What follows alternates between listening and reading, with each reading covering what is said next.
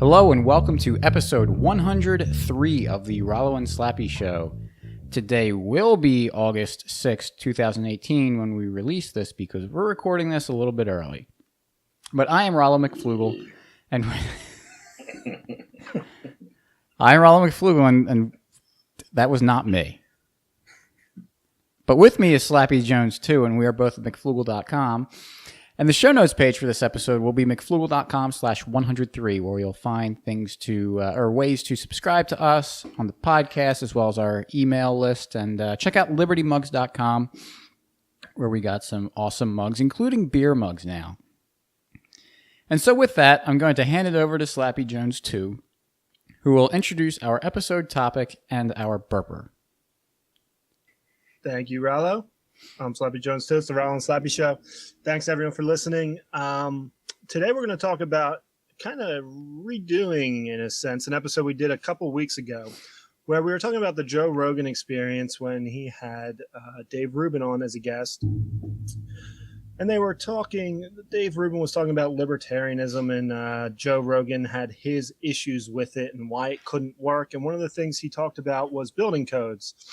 And he said, he actually did say this, that the reason the third world has schools falling down and homes falling down is because they don't have the government codes that we do. And, you know, that's his proof. And Dave Rubin didn't really have a good answer for how the market could handle that. And we thought we did a pretty good job, but someone disagreed. No, I'm just kidding. But he just whined and moaned. Some insight. So we have a guest with us today to talk about it. CarCampIt, welcome back to the show. Hey, thanks for having me. And Slappy, I couldn't help but notice that through that entire segment, you did not actually take credit for the burp during the intro. What burp? Oh, you dog. Yeah, I was going to let you take that fall, but that was me. Oh, really? Yeah, I was trying not to laugh. I was trying to hold it in, and then it was just coming up, and I just just came out, and I thought I was hiding it from the mic. And Not the case. Well, I thought it was Car because right before we started, he said, "Hold on, I got a burp." And I tried to get it up at that time. Yeah, and I tried to get mine up then. Yeah. It didn't come until we said, started. I'm about to go on a podcast. I should get this burp out. I should be professional. Yeah, I mean, I got my release of gas out before I started recording. And not during, so. Yeah. There you go. Yeah, I've got this LaCroix just gets me all just ready to burp. Love me some LaCroix. Great stuff. So when I heard you guys on, I think it was 2 or 3 weeks ago, talking about building codes, I just figured that I wanted to get on and shout about building codes as a civil engineer, pent up frustration over 10 years. And Bird won't let me do that over on my platform. So why not just come here and invade y'all's privacy? That guy never lets you have any fun. Oh, it's ridiculous. It's ridiculous. He rules it like a fascist camp over there. And then he just goes away and hides. Yeah. Oh, yeah. And then I'm out for 2 weeks. Yeah, he goes into his birdhouse and just does bird things. Defend our honor, Car, for 2 weeks. Jeez. Brutal. So anyway, when we were talking about it, some of the things we brought up, and we don't have to replay the episode, but we were talking about insurance companies kind of stepping in if they're going to be on the hook for repairing the thing. And if you're going to spend a lot of money on it, you want to insure it in case something happens. So there's some market forces there. There's also a reputation of the builder because the builders want to build the things and they want to sell them. They don't just want to, build a shack. Maybe they do, and it would sell for a lot less money. But what are some of your thoughts on the building codes? How successful they are? Do you have any examples of your experience as a civil engineer? Right. Yeah. So, I think like anything, probably a lot of the building codes came out of a good faith effort to try and homogenize our living spaces to some degree. And while I disagree with the way that they went about it, I think you can probably pretty safely extend some benefit of the doubt in terms of benevolence of some of the actors early on. I mean, for example, so one example of a building code is that stepping stairs should be between 4 and 7 inches high, right? if somebody builds a stepping stairs that are 2 inches high or a foot and a half, like it throws everybody off. And like to some degree, I want there to be a little bit of homogeneity or consistency with the way stuff is built, and it kind of helps everybody out. But I think that would absolutely solve itself within the free market. Like there's no reason to think that it wouldn't. Oh, there's so many examples of it already happening with Right. like material designations and what is SA 516 grade 70. Like the government doesn't decide everybody that. knows that, Yeah. right? The adoption of the USB cord. Yes. Sure, yeah, exactly. No, didn't you have a story, or maybe I'm making this up?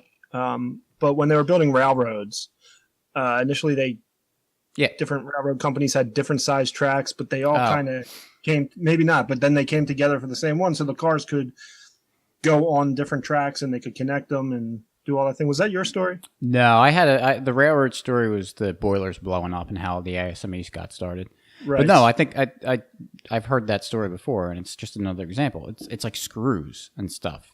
Yeah. It's like people don't want to have to deal with having Screwdriver, screws, all kinds of tools. Yeah. It's a gigantic pain in the ass to not have some consistency, with interplay of parts, Right. And especially in the living experience of a human being, like if you have a weird shaped doorway, then you've got to go find weird shaped doors if you want to buy a new door. The furniture may not fit like through the door, and blah blah blah. Like people will trend towards kind of a benchmark by which to build their living space. Yeah, and it makes sense for both sides of the party. Just take like screws, for example, with the way the threads are. It makes sense for the people that are buying them because they don't want to have to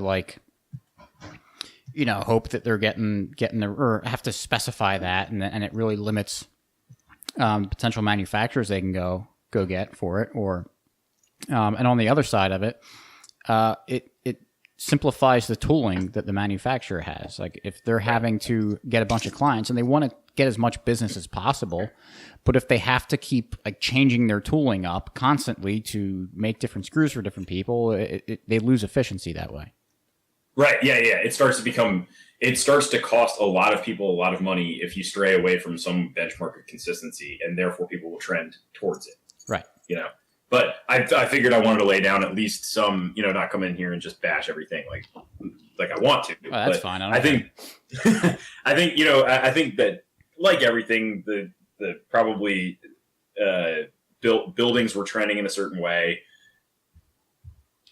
Some interplay of public and private forces, public sees them trending that way, and they say, "Oh, well, we'll hop on. This is a good thing. We'll just make it better. We'll make everybody do it." Blah blah blah.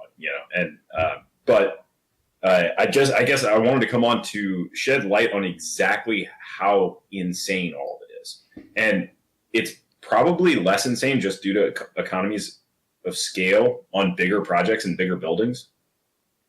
But for instance, like I've done some really small projects, right? And for instance, I'll do a project for for instance, like a mom and pop coffee shop, and an inspector wants them to add an accessible entryway. And by accessible, I mean, I'm not sure if you're familiar with the Americans with Disabilities Act. It was passed in 1990. Mm-hmm. And basically it's a huge list of ordinances on how to design, and a large range of things. But in terms of civil engineering, it comes down to basically in what I was doing, sidewalks, ramps, landings outside of doorways, handrails and stuff like that, to get pedestrians from, let's say, a parking space into a building. And you go to some small mom and pop coffee shop that's in like an older building and probably barely breaking even. And an inspector comes along and says, "Hey, we need you to bring this up to code. We need you to add an accessible entrance for handicapped people." And that process, so it's dictated down to, as a civil engineer, you need to design, you have maximums for the cross slope of the sidewalk. At every change of direction of the sidewalk, you need what's called a landing, and that can have no less than 2% slope in any direction. You can go to a maximum of 5% running slope on the sidewalk, unless you have handrails, in which case you can go to 8.33%, but only for 30 feet as a maximum 2.5 foot rise. And then you need a landing. So really? So what about neighborhoods that are on a hill? Right. So it's the other thing that makes a little bit of a difference is if it's considered a publicly accessible area. So most multifamily complexes will fall under that, and also retail and business, but single family may not. Multifamily would? Yeah. Wow. Right. Because they have to provide a certain amount, especially if it's a new build. And again, we're still in the process of grandfathering. So where all these, the other problem with this, as with everything, is that there's all these gray areas that are very, very difficult to navigate. So, yeah, multifamily is typically, it falls under ADA. Typically, there are a couple exceptions, whereas single family may not.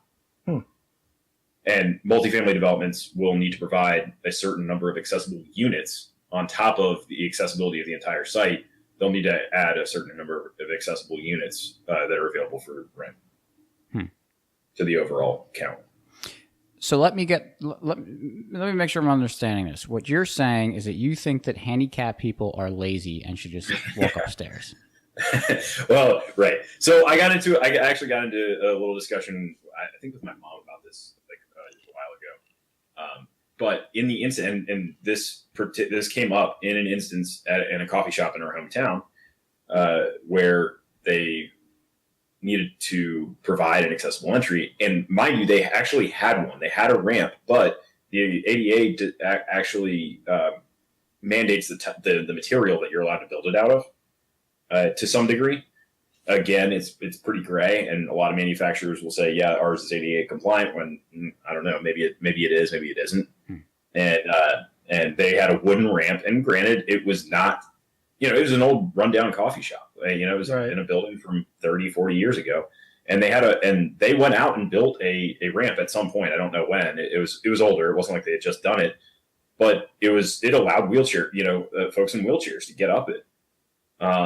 But it was wood slatted, and it was down on the coast. So that wood starts rotting right? Away and quick, as soon as you start getting uneven surfaces like that, you're opening yourself up to liability.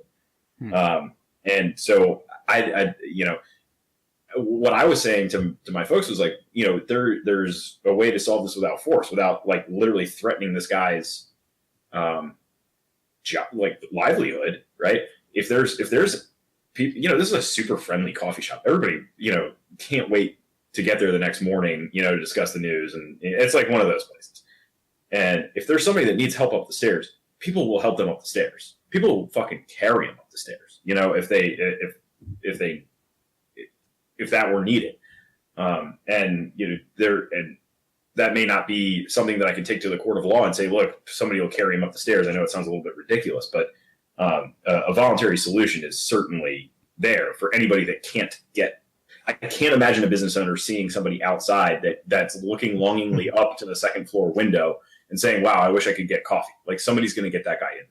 Oh, yeah. Or if they don't get him in there, they could just bring it down. Yeah, bring it down. I mean, they're trying to get business, and they're trying not to turn people away. And even if they can't, decent human beings generally. Yeah, right. I mean, a lot of businesses, especially something like that, they're not run on huge margins. So, if you force them to build something that they can't afford, you're just sentencing them to go out of business.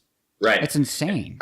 So then now you brought up something that they can't afford, and I just wanted to shed light on a little bit how much that would cost. And construction costs aside, you have to if you're going to have something that is publicly accessible like that, you're going to almost guaranteed need a registered engineer. And registered engineers bill at a pretty high rate for a coffee shop, and you're going to need that registered engineer to design a ramp, again, adhering to all these codes. That's going to take time, and issue construction documents, reviewed and everything. And they may even need to submit it and go through a couple of rounds of submittal and comment process with the local municipality, which can take or a very long time. And typically it's the municipality holding things up and not the engineer, just obviously the nature of public-private. And so time, it's cliche, but time is money. It's going to take a very long time. It's not like you can call a contractor or your cousin who's pretty good at woodworking to come out and build a ramp. It's almost guaranteed not going to be technically ADA accessible. And, you're going to have to come get the whole gang involved. And I mean, you're driving the costs so high. And if you imagine that from the get-go on multifamily projects or commercial projects or anything like that, I mean, the amount of time spent in code compliance from door to door is just staggering. So this is going to make your head explode out of anger.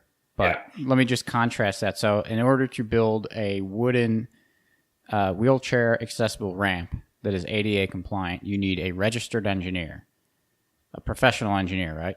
Yep.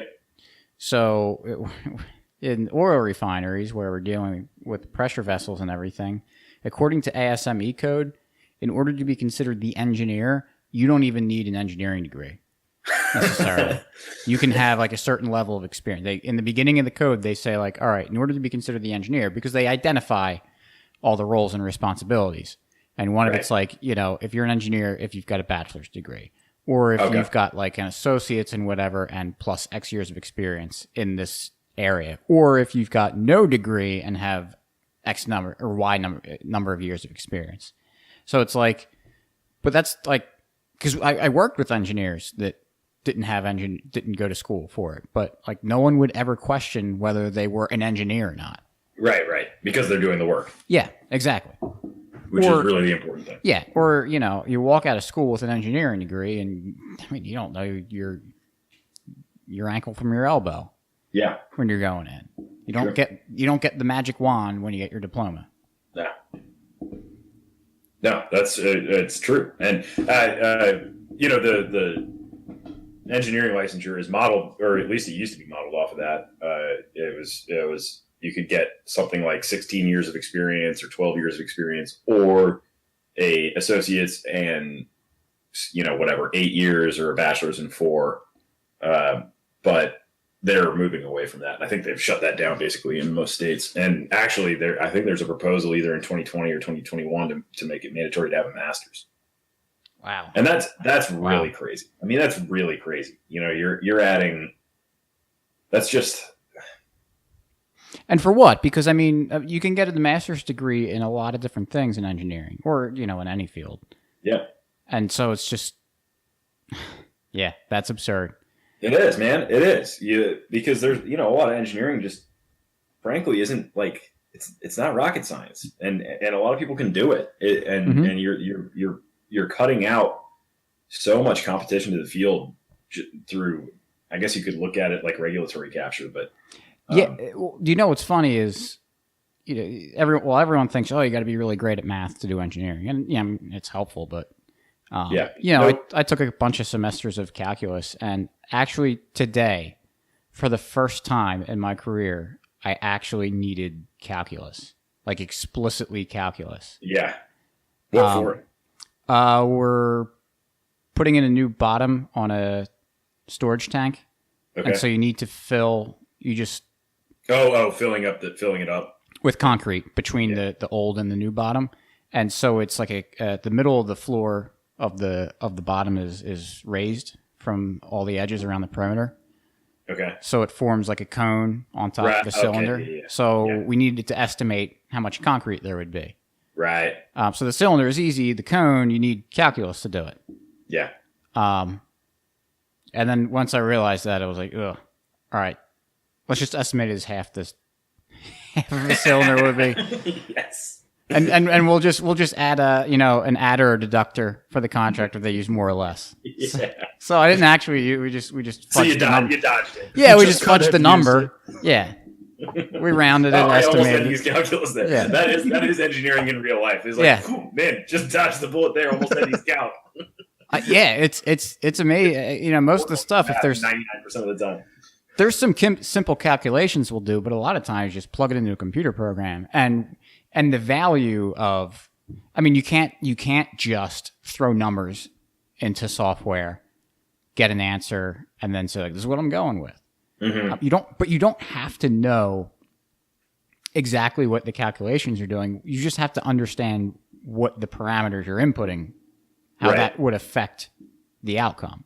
Yeah. So you just have to have like that basic knowledge of what's going on, which you don't learn in the classroom. I guess you learn some of the stuff. I mean, you learn basic things about it, but once you're in the working world, you're not just dealing with like very simple, like, so you've got energy in plus energy or equals energy losses from friction plus energy out, or whatever that, the conservation of energy equation is, which I can't,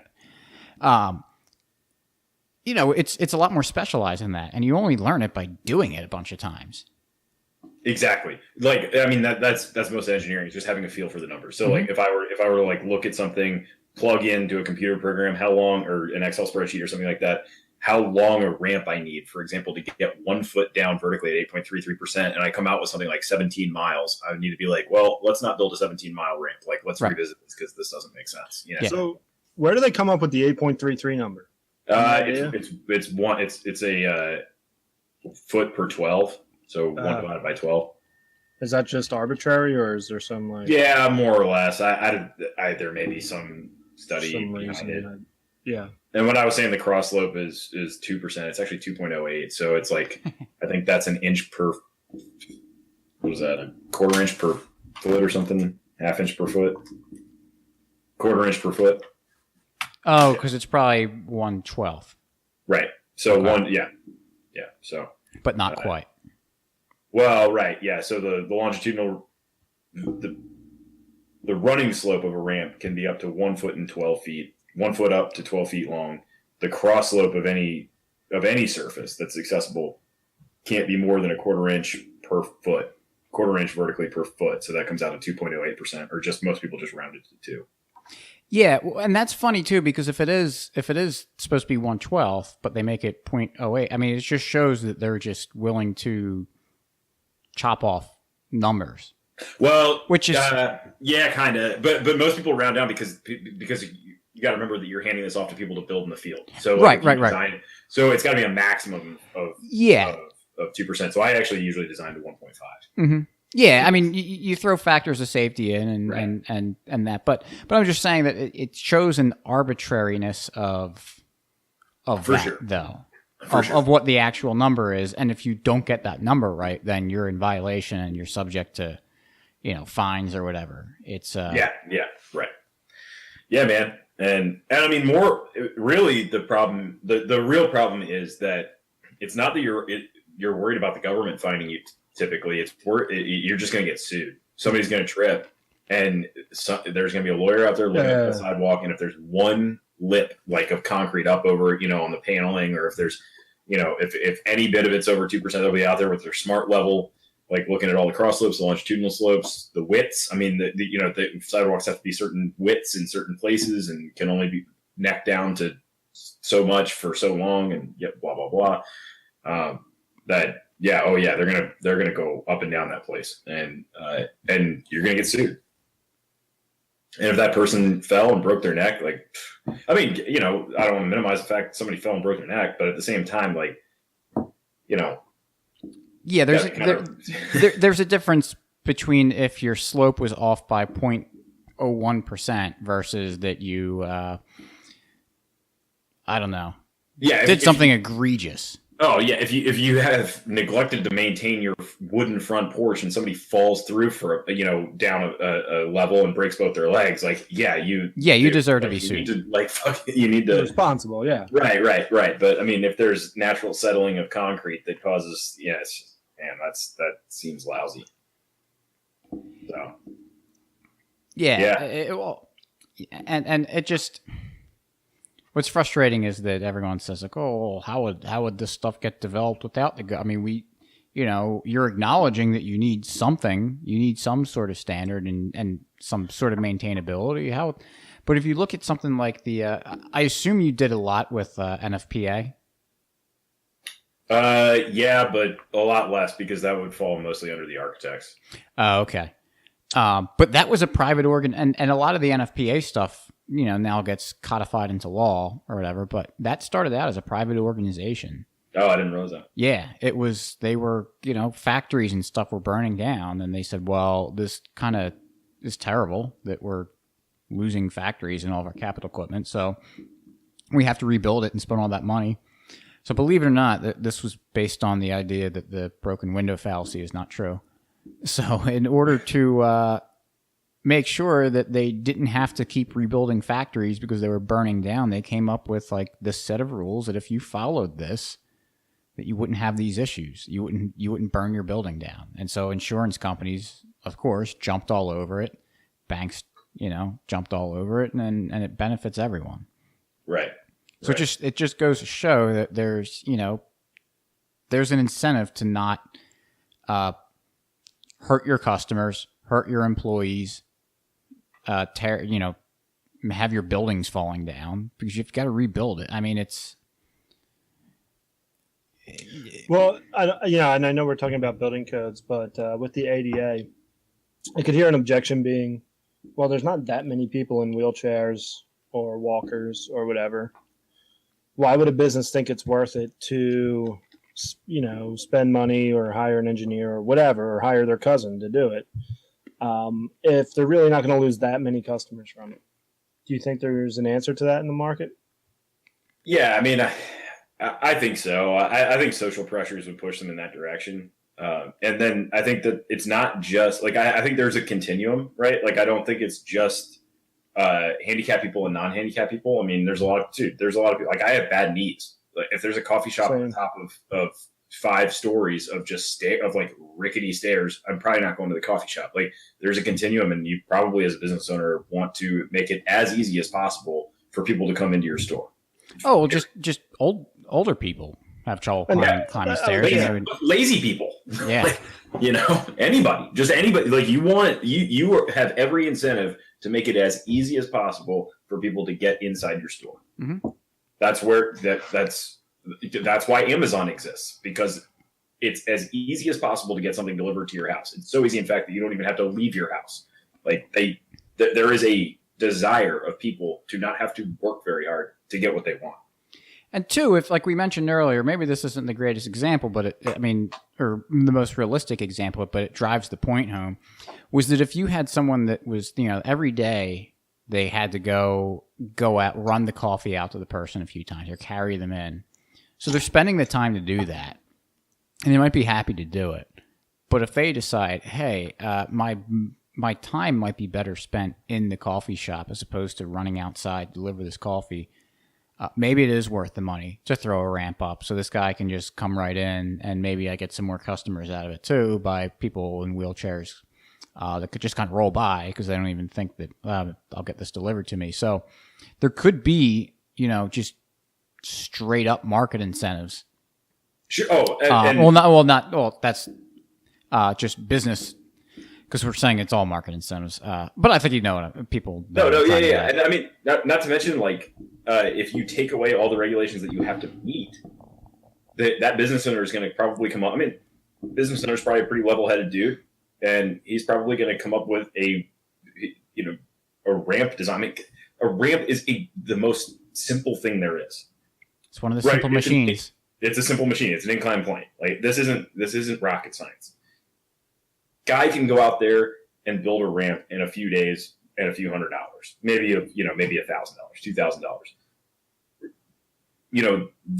That may be a portion of the design fee for the civil engineer, not to mention everybody else and actually constructing it, right, and under a regulated system. So, and as we always say, it's always as compared to what, and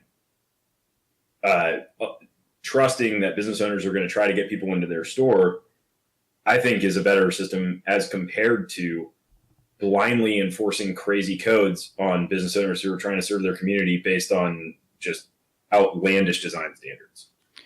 Right, and you would expect that a business owner, like you said, would be savvy because that's how they have kind of the market power to begin with, because they tend to make good decisions. They tend to manage their business well. And so that that falls into that too. There's no reason it wouldn't. And I also think going back to the insurance world with liability, and most businesses want to be protected against liability. If someone gets hurt on the property, and if there's something dangerous, an insurance company is going to say, we're not going to cover you for that because, it's like insuring a house that's on fire. Like, this is an accident waiting to happen. Either fix it or we're not going to insure you. Yeah. I mean, we haven't even talked about the fact that without any of these regulations in some sort of free market judicial system, the complainant who has injured themselves could absolutely still take this to court. But then you have your community deciding rather than bureaucrats in some foreign place deciding. You have your community saying, holy moly, like Joe just fell through a freaking wooden deck versus, Matthew just tripped over a tiny concrete lip because the concrete settled. Yeah. And we know that Matthew's a jerk and makes a big deal about this stuff. Right, and so Matthew has a history of this stuff, whereas as Joe's been potentially an upstanding member of society, or maybe he was a jerk too. I don't know, who cares? But like, it would be very, very obvious that without going down that whole to your point, Rolo, is that if you have some kind of reputation in the community of being a reasonable human being, as you would be incentivized to do in a free market, then you would be probably more inclined to get a jury to say, look, this guy's like real stand up and he says that he tripped over this thing and it shouldn't have been there and blah, blah, blah. At least hear him out rather than dismissing it out of hand. Right. So. Yeah, it's one of those things that people just assume it because it's not in their, I mean, if you weren't a libertarian or an anarchist and you didn't work in this field, you probably would just take it for granted that, oh yeah, well, I guess that makes sense. Like we all do. Right. We only see it. I mean, that's what I try to tell people is that I'll tell them about regulations and stuff, public or government versus private in my field of work because that's where my expertise is, and I can right. speak a lot to it because I deal with it day in and day out. And so that's why I tell people, it's like, all right, this may sound like, wow, this is pretty crazy, but it's like, all right, well, just look in your own place that you work, your own expertise, and think about all the stupid rules that you have to comply with versus how you would act, how your industry would act without all that, or how they do anyway, even with the government imposing all these rules. Because one problem that I think that a major problem that we deal with, and this is inclusive of a lot of libertarians, is that we tend to give the government a lot more credit than it deserves. Is that people think that there's a lot of the way the world works is because the government has these rules and regulations, when a lot of it is they're just kind of sitting there hanging around while these industries take care of themselves.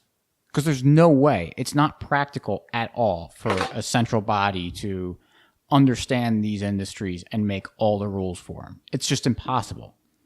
It's insane to think that they... It is. It's crazy to think that they could. Yeah, so, a point on that, in my industry, in the life insurance industry, way back in the day, there was no law for an incontestable period, which is when you take out life insurance, the insurance company has 2 years to contest any claims in that.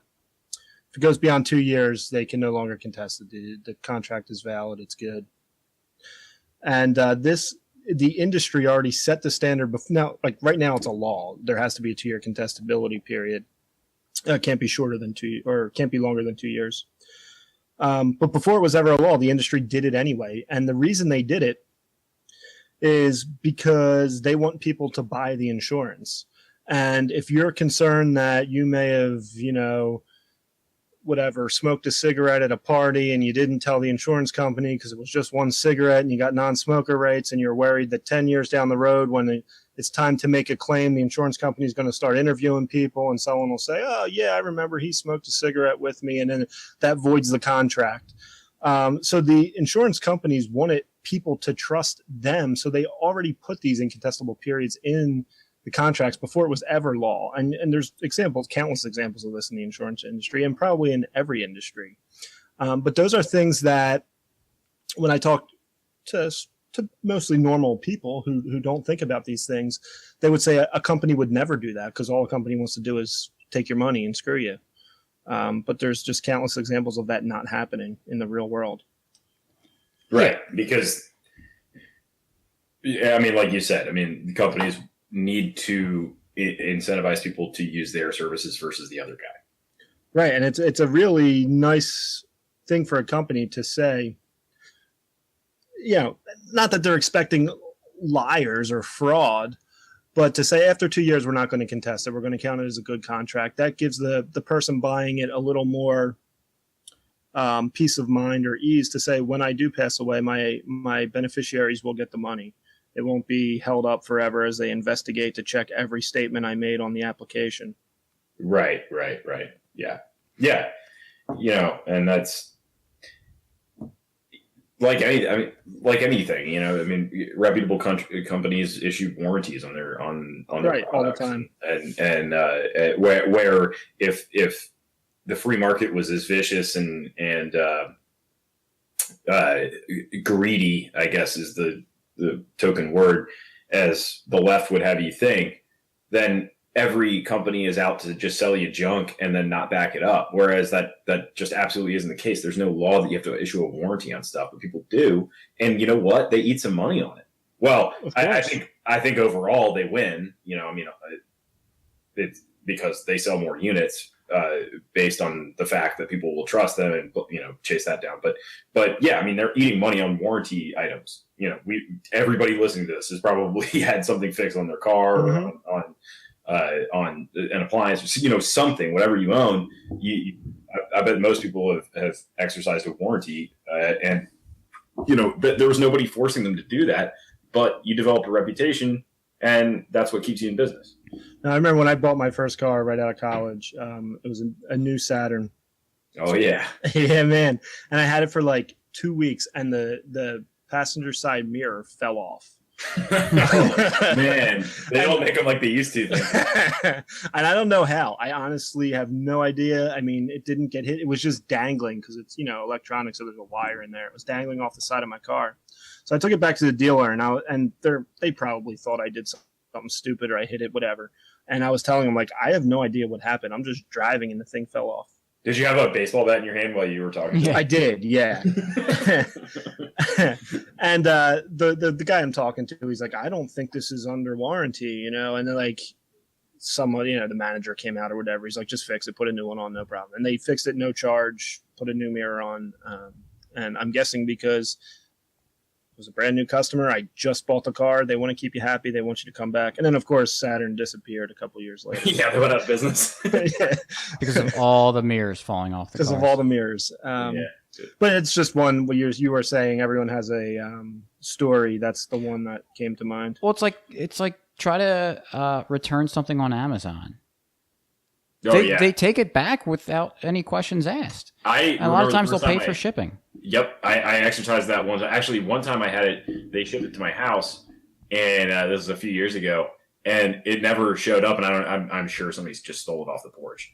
And so I remember thinking this is a relatively expensive item, not super, like $60 or $80, and thinking like this is going to be a hassle, and I probably won't get any money for it. I talked to Amazon, and they just shipped another one. They're like, it's just not even worth. Yeah. I mean, if I spend an hour on the phone with this guy, it's already not worth. It's just they just shipped me another one, and I got it, and it was fine. Well, it's like I remember my mom had to return something on Amazon. It came back like slightly broken, or it came out like slightly broken, and she called up, and she was expecting like the fist fight and try to prove that it was, she didn't break it. It came that way, and she was just like, got off the phone and was like, I can't believe it. I didn't really have to explain what was wrong. They said they're going to ship another one at no charge, and I said, all right, well, how do I ship this back to you? And they said, oh, just keep it. Yeah. I mean, because to circle back, I'm sure that Amazon has a database. Well, I'm sure they have a database with probably a little bit more information than I'd like, but just speaking of above board information, they probably have a database of everything that I've ordered because I can go access it. Mhm. And they probably have a database saying that this guy's only called up and bitched at us once. And, like your example with Joe and Matthew outside the coffee shop and whichever one it was, taking their complaint to court and being an upstanding member of the community, and everybody knows that he doesn't raise a fuss over nothing.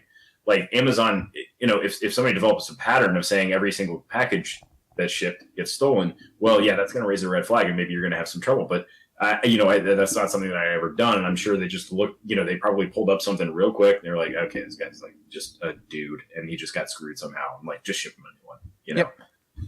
And so, like, it keeps everybody in check. It keeps the consumer in check for not trying to, exercise fraud. And it also keeps the businesses in check for, again, not exercising fraud, I guess. Yeah. And to go back to a few minutes ago, I forget what exactly was said, but just how I think you were saying, Car, about how the government adopts things like later on. Yeah. And yeah, that's so true. The government is such a lagging indicator of where a market or industry or public opinion is. Maybe a great example of that is Barack Obama. The candidate Barack Obama was against gay marriage. Later on as president, when no one cared about that issue anymore, he was like, "Oh yeah, I'm in favor of gay marriage now." Right. Yeah. And they all do that kind of stuff. It's Totally the way it disingenuous. is. It's they always take something. The market changes, and then they make these laws to enforce it when everybody has already done it anyway. And then they take credit for it's like OSHA's another example. Not that they don't impose bad laws and regulations that harm businesses. They do that all the time too. But OSHA's a great example. Is that they love to show this chart of the year. It was like 1970s, early 70s, I think. The OSHA came into existence. They show this chart from that first year that OSHA started, and then it's a nice downward sloping curve to show the workplace injury rate. They say, hey, this is proof that OSHA has a major effect on workplace safety. But any reasonable person who's thinking should ask, well, what did the chart look like before that OSHA got put in? Was it Going up? Yeah. Was it Level? flat, plateau? Yeah. And what do you know? If you bring that chart back, it was already on that same trend. Yeah, right. So it's like... Well, I mean, have you... A very real world example. Have you ever been in a building that was built in 1989? Probably. Would you say, wow, and then walk across the street to a building that was built in 1990 after ADA and be like, whoa, thank God I'm over here. Like you wouldn't even notice, Yep. And because people wanted to make things as attractive and reasonable to the human eye, as possible in order to, bring them into business or into whatever they're building. And then again, the lagging indicator of government came in now. And I'll even say this, like, geez, man, like there's a lot of places you can go. You ever been to like London or something like that? Like all those places are like so old. Mm-hmm. And yeah, the cobblestone's a pain in the ass. And I get where that can be tough. But it's not like you have to climb over monkey bars to get anywhere. Right. It's all fairly reasonable because again, humans tend not to want to have to work to get to where they're going. Exactly. So. Yeah, it's well, I don't know if there was much left. I think we're going on a good 45 minutes at this point. Wow, that time flew. Yeah, I was going to say, you have any more building code stories? Nightmares, government coming in, telling you to do things. Oh, I mean, I've probably got countless. Yeah, I don't even want to get into it, man, because we'll just go for another. Yeah, I can't believe it's been 45 minutes. So. Yeah. Cool. Yeah, I appreciate you coming on. There's I think it's important to have a civil engineer to talk about this.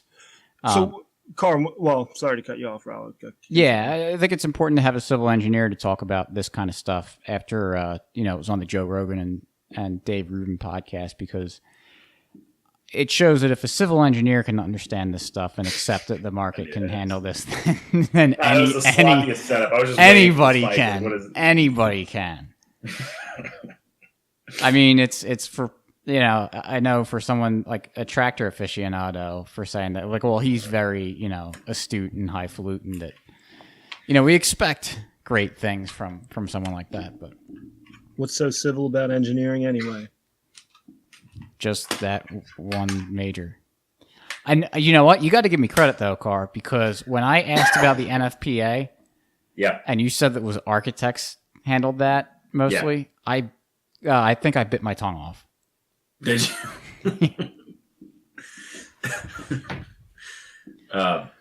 You know, I always wanted to pretend to be an architect. Was that Seinfeld? Yeah. Art Vandelay. Yeah. That was Vandelay Industries, right? Yep. Was it latex manufacturer, or was that the marine biologist? Yeah, no, You told her I was a marine biologist. yeah. That's what it was. I think. Yeah. It's always tough to remember exactly which story thread goes where. Yeah, I know. I'm The glad. latex manufacturer. I'm glad this Seinfeld episode or reference got noticed. Yeah, it didn't go over my head. Oh yeah, what did you miss the other day?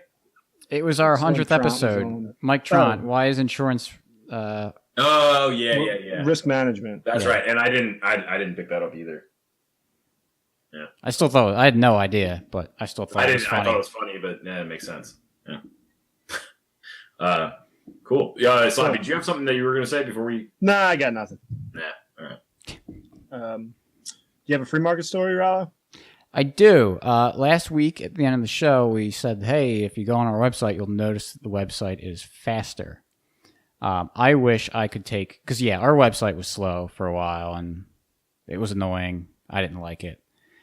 But I kind of reached my, the top of my abilities of what I could do to try to fix it. Because I'm not really that technical when it comes to any sort of web development or that. I can, I know enough to get a website up and put a podcast up but for actually like going behind the curtains and everything and getting under the hood, I'm very limited. But went to Fiverr.com and did, a little keyword search, make WordPress sites faster, and found a guy who was very highly rated, charged a very reasonable amount of money, hired him, and within 2 days he did the work. Emailed back and said, hey, check it out, see what you think, and thought he did a great job. The website's pretty fast now, on both mobile and desktop. So it looked like from gathering, just kind of quickly looking at what he did, it looked like he just added a few plugins. And people might say, man, he charged you money to just put in plugins that you could have done. It's like, yeah, maybe, but I mean, I did a pretty good search online of how to do this stuff, and I didn't come across these plugins that he did. So I mean, I'm still happy with it. I don't really care how he did it, other than the fact that he did do it, and I was okay with the price he charged. So I think it's a great thing. I think it's a great thing that you can specialize and send someone a little bit of money to solve a problem for you, and that's the way that economies grow, is that people solve problems, and that's always the way it happens. And that's how, as we get more complex with economies, we have different problems. And so the better you are at solving problems, the more money you're able to make, and the better that you're able to make the world. So it's just another, it's a little thing, but it shows it's a microcosm for how the world works. Tractors. I said tractors already. Okay. Man, I mean, you don't think I have this locked down? No. Yeah, it's Obviously true. not. I fly by the seat of my pants on everything. So, again, show notes page is we'll get going. Show notes page is mcflugel.com/103.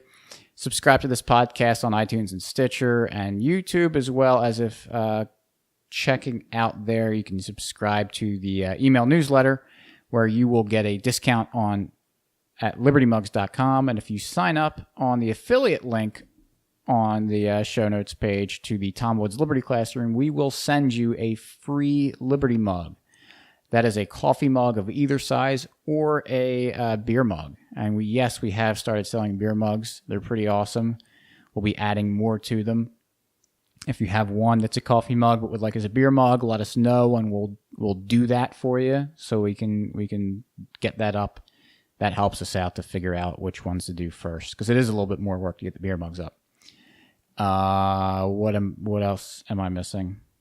I don't know. Car, what do you have to plug? What's going on with Friends Against Government podcast? Other than Bird is just like on a sabbatical. Yeah, Bird's on a sabbatical. We've got we just released an episode today.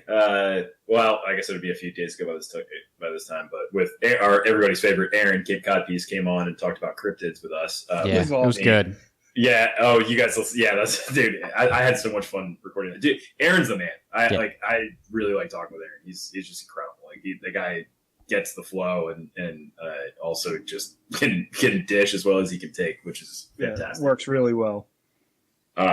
So we've got that, and we've got another interesting one. Actually, it'll be next week. We're releasing one that we had JW Weatherman, who was on this show, is coming on ours. So we've already recorded it, and we're releasing it, I think, in 2 weeks, or in next week, I guess. Nice. Find me on Twitter at CarCampIt, and I'll plug Bird Archist on Twitter, Friends Against Government podcast, and I'm on Steam at Voluntary Mess. That is perfect name for you. Yeah. And I guess. I guess now never mind. Now, makes sense in a couple ways. Yeah. I think. Yep.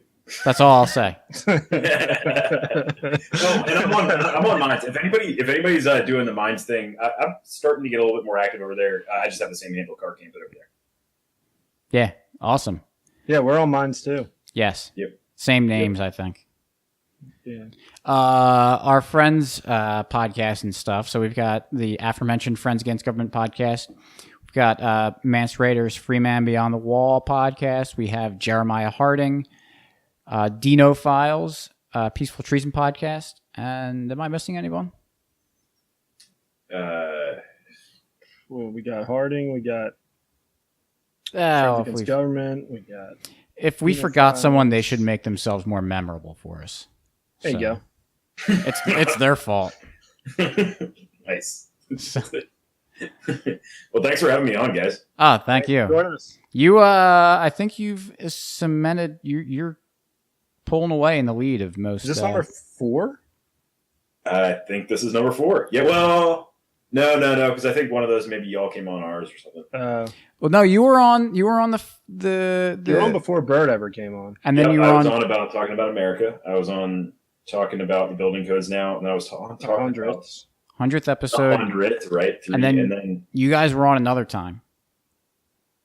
The two of you, so this would be 4. Yeah. Are you sure that y'all weren't on ours? We were, but after we were on yours, you came on ours. Yeah, we did our home and home. Oh, okay. Yeah. You're right. Damn. Yeah, 4. Man. Cool. So now you're officially ahead of Vivek. Good. Where I like to be. All right.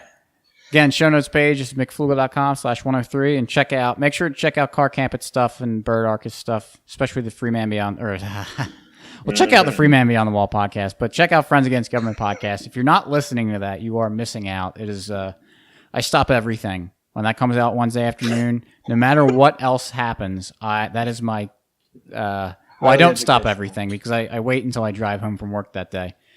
But whatever else I'm listening to, that gets put on hold to listen to the Friends Against Government. So, thanks, Rolla. Absolutely.